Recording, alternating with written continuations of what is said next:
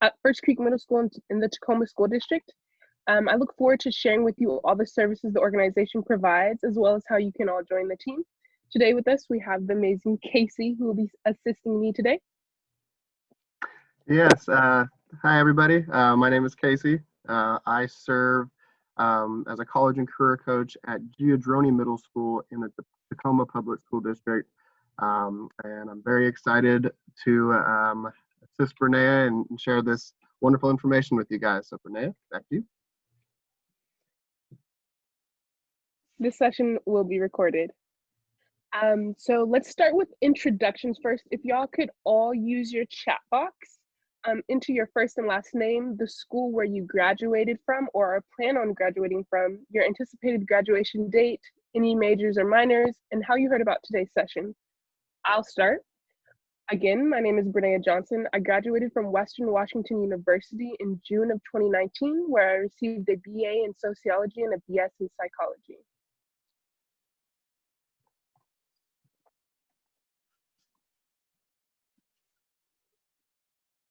Hello, Lorenzo. Hello, can anybody hear me? Oh, okay, great. My name is Tim Lee. I graduated from Florida State back in 2017. Got a major in just a Bachelor of Arts in music, and actually heard about this session from an email I got. I'm currently interviewing and applying for the college career coach position. Nice, thank you for sharing.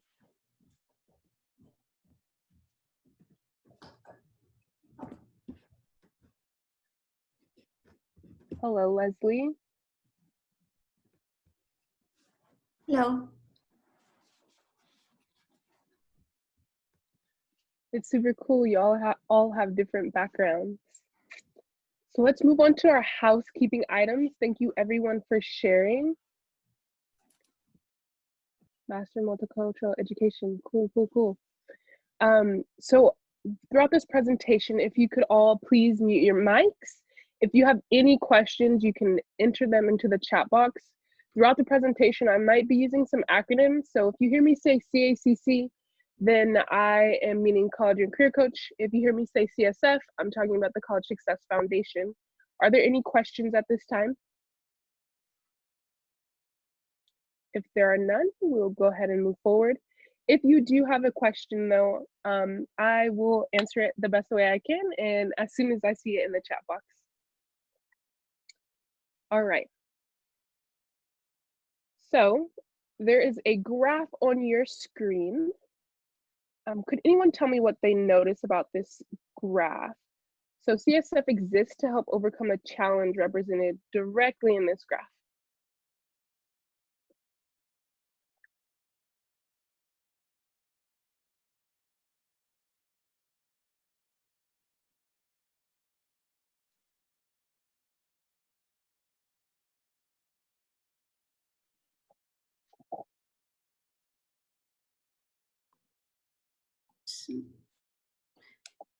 Jacqueline, you got your hand up? Go ahead.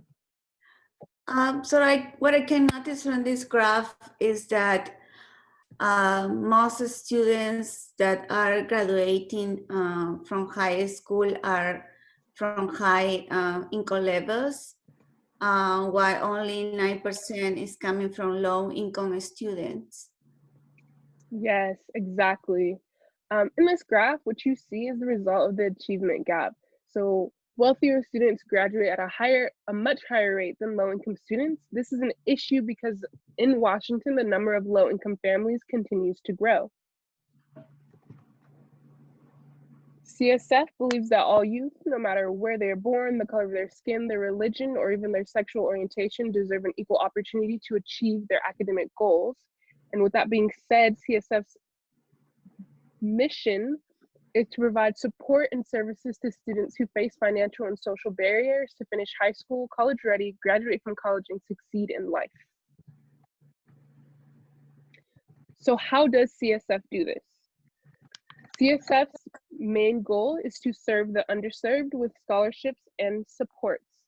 Our program focuses on serving the underserved, those who may not get to college without intervention and support. This includes first-generation students, students of color, and low-income students. Many of the students that we serve fall into more than one of those categories. When I was receiving services from CSF in middle school and high school, I fit into more than one of those categories.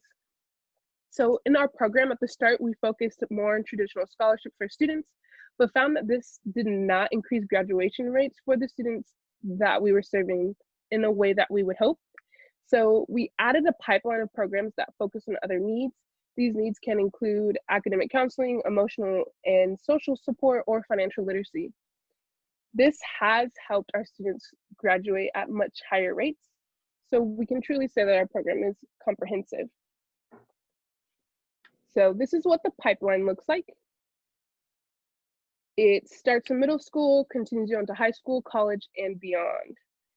CSF AmeriCorps College and Career Coaches provide support services in the earliest component of our pipeline, which is middle school.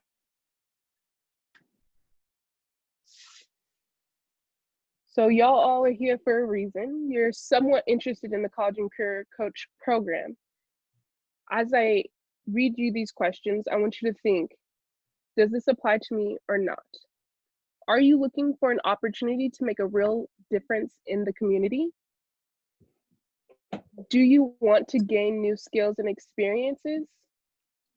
Are you passionate about youth and education?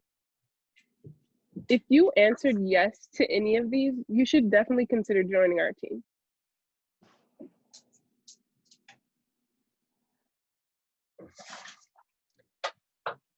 So, support services. Everyone in the chat box, tell me one word that comes to mind when you think of middle school students.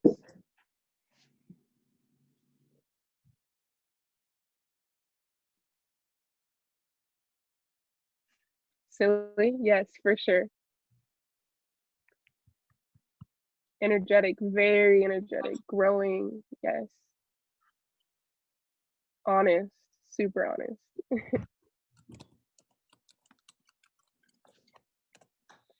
Impulsive, yes. Enthusiastic.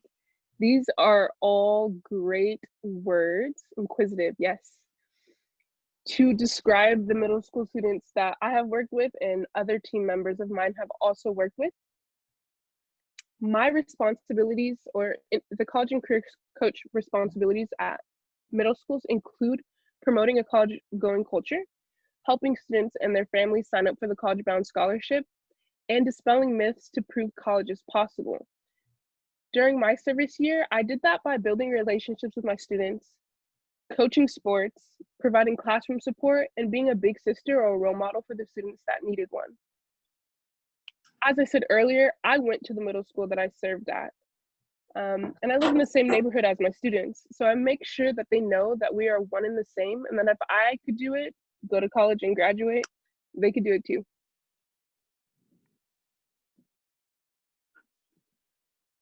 One thing that I really love about the CSF program and the AmeriCorps program is that it's unique because it intersects on different fields. So one of my long-term goals is to open my own school.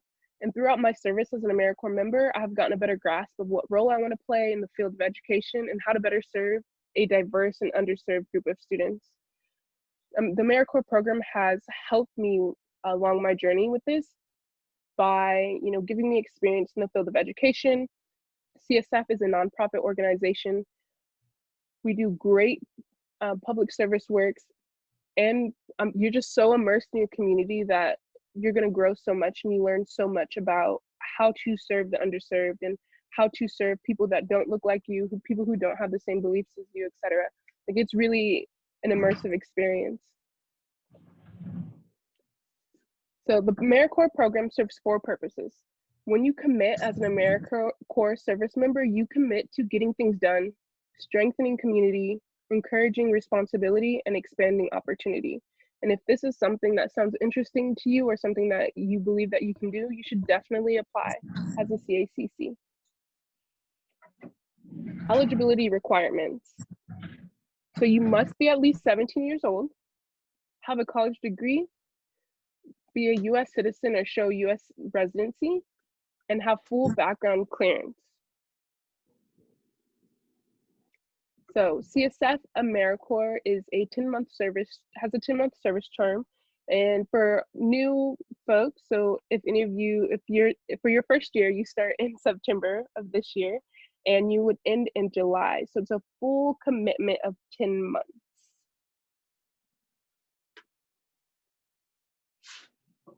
So here's a map of Washington, and CSF AmeriCorps is a Washington-only program.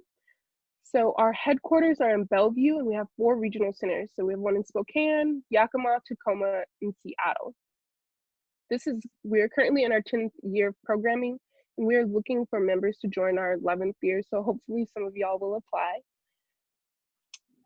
In the chat box, could y'all tell me which region you'd be, or in middle school, would you be interested in working or serving in? So I served in the Tacoma region at First Creek Middle School, Bellevue, Tacoma, Yakima, Seattle, nice, Bellevue. We're all over the board, I love it. Seattle or Bellevue. Coolio. All right, let's get into the benefits. Tacoma, nice. So, as an AmeriCorps member, you receive a living allowance that will be distributed throughout your 10 months of service. You also are required to complete 1,700 service hours. After you complete your 1,700 service hours, you're granted an education award. The education award can go towards loans that you have right now or future college expenses. You also receive a cell phone allowance throughout your service term, so you'll be using your cell phone a lot, whether it's phone calls, text messages, or emails. You receive, so if you do have loans right now, academic loans, they go into forbearance. So what that means is that basically your loans are paused and you don't have to pay anything towards the principal balance, but you will have to pay interest that is accrued, which for me was pretty cool. I enjoyed that because interest is significantly less. You also have access to insurance coverage. So you get medical, dental, and vision insurance, and you have access to mental health services as well. Mileage and reimbursement. So let's say you just saw the map of Washington where all our different regions are. So let's say if you worked in the Tacoma region and we had a meeting at our headquarters in Bellevue, you would get reimbursed for the mileage for that day, going there and coming back. There's also a child care allowance.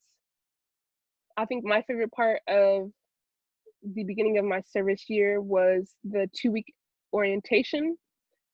I really got to get to know the other members throughout Washington, and it was just great team building exercises and opportunities.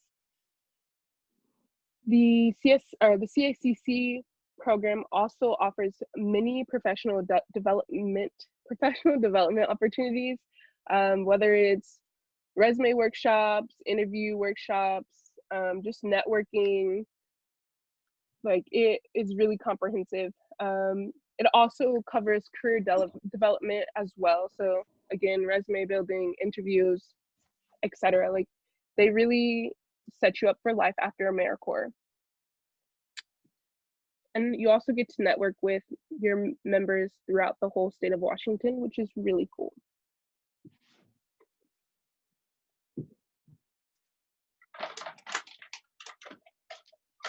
So I chose to serve as an AmeriCorps member because I wanted to give back to my community. So when I was in middle school and high school, there were CSF staff there that were supporting me. I'm first generation low income college student. I didn't really know what college was until my freshman year of high school. And so without the CSF and CACC staff, I wouldn't have been able to get to where I'm at now. And so I wanted to be able to open that door for other students who are just like me in the neighborhood that I live in. My favorite part about being a CACC was just getting to know my students and hanging out with them and seeing, like, in the chat box, you guys said they're inquisitive, they're silly, all of those things, like seeing them be themselves and just being students was so great. And just being able to allow them to see that they have different opportunities and that they have options was probably my favorite part. So we have 3 videos here for y'all to watch: relationships, growth, and community and impact. If there's a video that speaks out to you that you really want to watch, please type it in the chat box.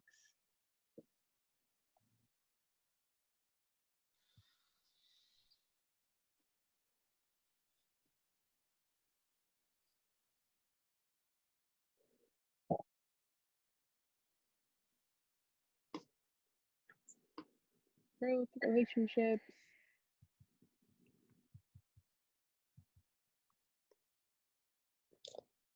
community and impact.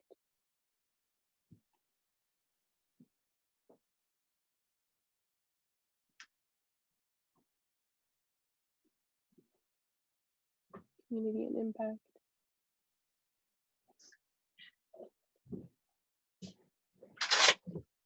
So so it look like we have more folks who want to watch community and impact. So even though we're going to watch the community and impact video, all of these videos will be available to you. So you can watch them after this info session.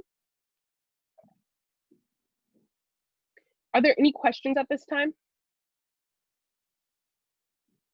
Okay.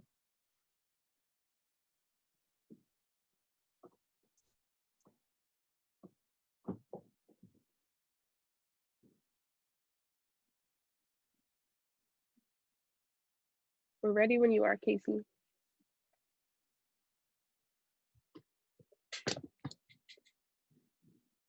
Casey, is your volume on?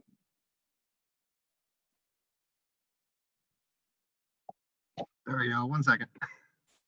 Let me make sure. No worries.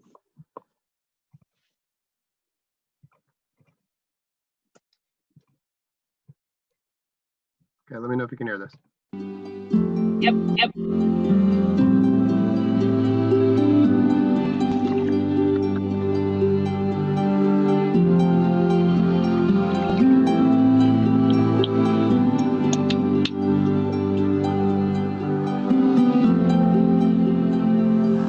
Fulfilling, regardless of how little or big you see the sacrifice of your time being, it's so fulfilling. Serving with CSF AmeriCorps was my way to give back to a foundation that has helped me so graciously when, other aspects of my life couldn't.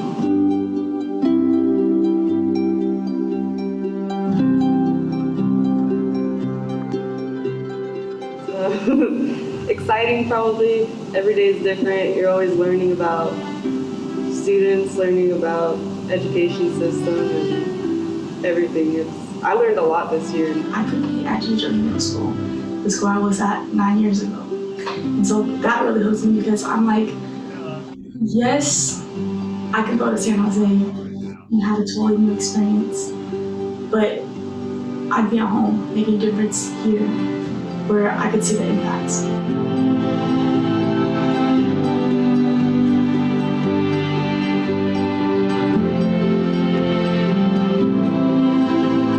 My community really is something that I owe a lot to, and the reason why I want to give back. I knew that that is something that I wanted to do during my life, like to invest in my career, to be able to do the same as I was invested into. The bigger picture is once it's all said and done, hopefully I have left a legacy, whatever that might seem. If it's like small, little, hopefully I left something behind. At the end of the day, it's something that no one can take away from you.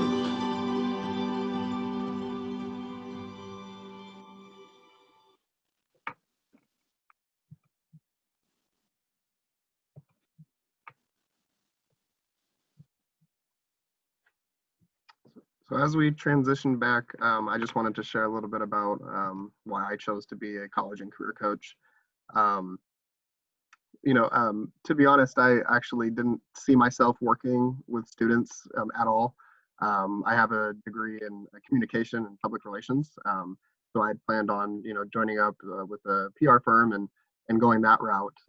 But I ended up volunteering 1 year with CSF for their summer programs, and just absolutely fell in love with, working with students and providing mentorship and guidance and a little bit of academic counseling. Even though they were doing summer programming, they were still talking about school.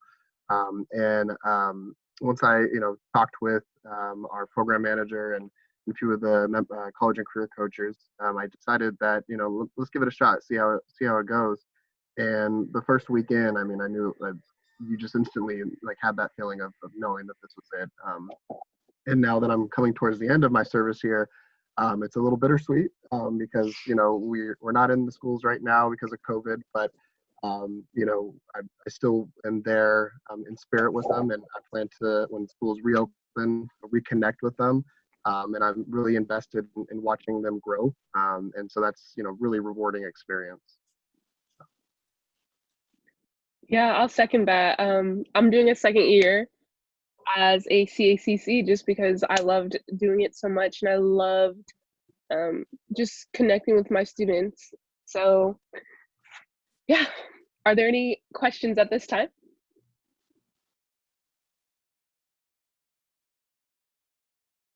If there are none, that's all that we have for you today.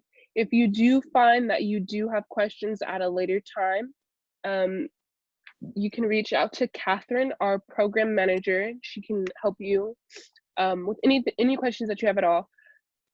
This information will be emailed to you, so don't worry about that. Oh, yeah, and there's my email address. Casey just put into the chat. So feel free to reach out to me or Casey or Catherine. Perfect. And then if you guys are interested in applying for the college and career position, we are taking applications. So that link on the screen right there will send you directly to to our website to apply for it. Yeah.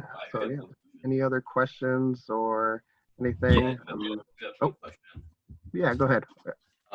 So I know that there's a lot of rumors going around, and I think from what I've heard, a lot of public schools are sort of striding how they're going to reopen, because I mean it's most likely that COVID is going to be around until the end of the summer. So just wondering like how that would work out for CSF and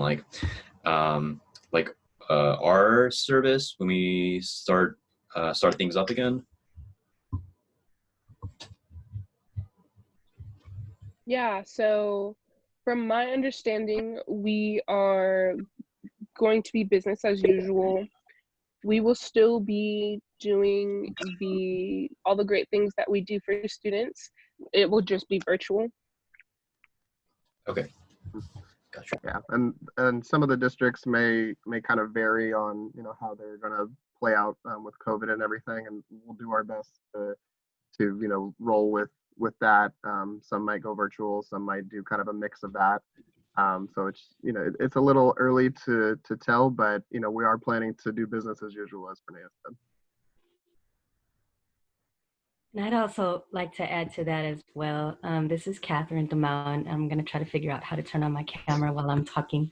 I'm the program manager for CSF AmeriCorps, and it's a good question that you raised about the CACC role for this upcoming year. Renea had mentioned how we operate under our traditional service model at the school service site, where the role of the college and career coach can be categorized into 3 buckets. So like the first is providing college and career readiness curriculum to 8th graders, where CSF has a standardized curriculum that we have all the CACCs deliver. The second is supporting our college-bound scholarship outreach to our students and our families. And then the third is developing a college-going culture. That looks different depending upon what the personality, interests, and skills are of our college and career coaches. And I believe that Casey and Bernea gave great examples of what that looks like at their schools. Under the COVID-19 conditions, we are going to start the year serving remotely from our homes until CSF will give the okay to begin serving at the schools. And as mentioned, this period, it is called teleservice, which is similar to the concept of working from home, where we focus on other aspects of our college and career coach role. And because those traditional buckets of activities occur at the school site, this is what one may expect under teleservice for the first month. So our orientation and our statewide meetings will occur virtually. Our contact with the students will most likely be limited during that time, but our activities are going to include like participating in our virtual PD trainings and webinars, supporting our regional center program activities, collaborating with our high school and other program staff, focusing on career development projects, and preparing to enter the school once CSF gives the green light. And as our members are serving this way, they will receive ongoing individual support and guidance from our regional supervisors during this time. So just wanted to clarify what this could look like for the upcoming year. Thanks, everyone. Thank you, Catherine. No problem. And I still can't figure out how to turn on my camera yet, but I'll show soon. And I'll say that even though, you know, it's the ideal, you know, way to serve as a college and career coach in the school, there's plenty of other ways to do stuff, you know, virtually. We've implemented doing videos and setting it on our school sites Facebook and social media pages for the students to see. And I'm getting together with the teachers and implementing like a college word of the day for them to, you know, start, you know, promote that college going culture. So you can have a lot of fun with it, and there's a lot of freedom. So any ideas is usually a great idea, just as long as, you know, we're following the safety precautions and other guidelines.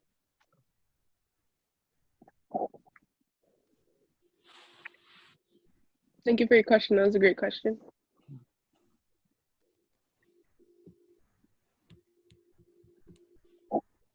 Are there any others? Comments. It doesn't just have to be questions either.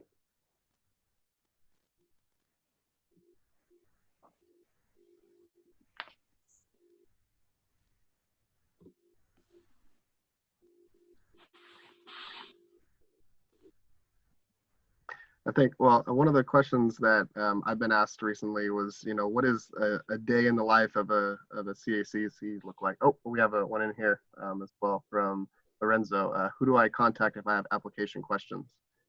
So if you have any application questions, you can contact Bernea, me, or Catherine.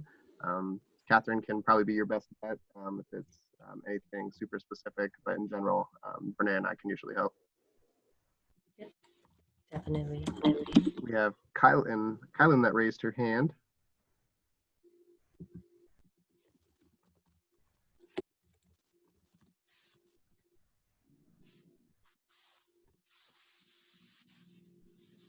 The question is, when you work with students, do you struggle to get them to relate with you? Renee, go ahead. I'll let you take this one. Do I struggle to get them to relate with me? Mm-hmm. I didn't. For me, it was really just meeting them where they're at and not trying to get them to be where I'm at, I guess. I live in the community that I serve in, so there are a lot of similarities between my students and myself. So I didn't have any issues with that. But I would say that there are students that you're just not going to connect with, and that's just reality, just like there are adults that you're not going to connect with. But really just remember that you are there for them. And so give them the services, support, whatever that they need. And so just ask them, what can I do to support you? And that usually opens the door for a lot of students, because in my experience, adults have just told them what they need instead of asking them what they need. And so it really gives them a sense of autonomy and independence. And, middle school, they want to be adults. So. Yeah, and to expand on that, some students will cling to you instantly. You'll have some kids or some students that will, visit you every day at lunch, and they just want to come in and see you. And I mean, you think back to when you were in school. I mean, you had that go-to teacher, that go-to staff person that you always wanted to go and see. So being that person, I mean, as long as you are, act like who you are as a person and don't try to be something that you're not, then the students will see that and they'll resonate with that, and they'll vibe with it, or sometimes they just won't have anything to do with you, and that's okay, because every student usually has somebody that they go to, so just being available is really good for that. Good question.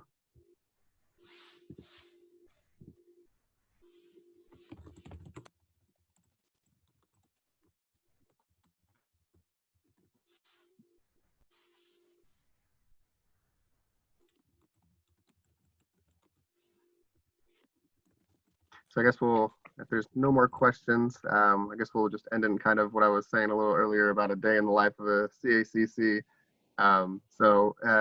It really is, it varies, for me, I got there in the morning at 7 o'clock, said hi, good morning to the students, had breakfast with them. And then they went off to class. And for the first few hours of the day, I did a lot of admin work. So just a lot of stuff on the computer, some side projects. Then after that, I get students coming every day during passing period.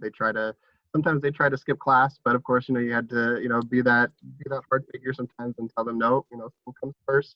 Come see me at lunch. So a little bit of that. And then after school, it varied every day. Some days I'd go to club. I'd end up with cooking club and was there every Wednesday. I coached swimming at a high school, and also coached the football team there at the middle school. And my days were, some days were long, some days were short. Every day was different, and that was probably the best aspect of the job for me. Yeah, my typical day is similar to Casey's. I'd get there, greet all my students. They would update me on all the tea that they had to spill. They'd go to class, I'd work, do desk stuff. So a lot of admin paperwork and just work like that. Sometimes though, my office was in the main office. And so when students came into the main office, let's say if they got into a little bit of trouble or they were seeking admin support, they'd usually come to me and say, hey, could you talk to the principal with me, or could you help me do this? And so I did a lot of that stuff as well. I would hang out with them at lunch. I worked in the student store. I volunteered in the student store, so I would bring snacks that the school wasn't providing, and so that was my way of kind of like getting on their good side too, but then I also was like, okay, I'll give you free snacks if you sign up for the College Bound Scholarship. And so that usually, they know your name, they see your face, and they know there are good things tied to you. And so that kept my students coming back. And then after school, I did clubs. I did a cooking club and all kinds of different clubs, and I coached girls and boys basketball.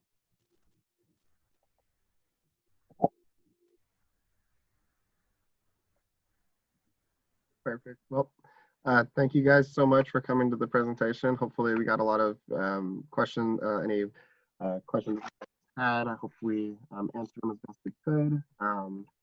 And yeah, we look forward to hopefully seeing your guys' names in the applicant pool. All right. Thank you so much. Take care, y'all. Thank you so much. Have a great day. Thank you.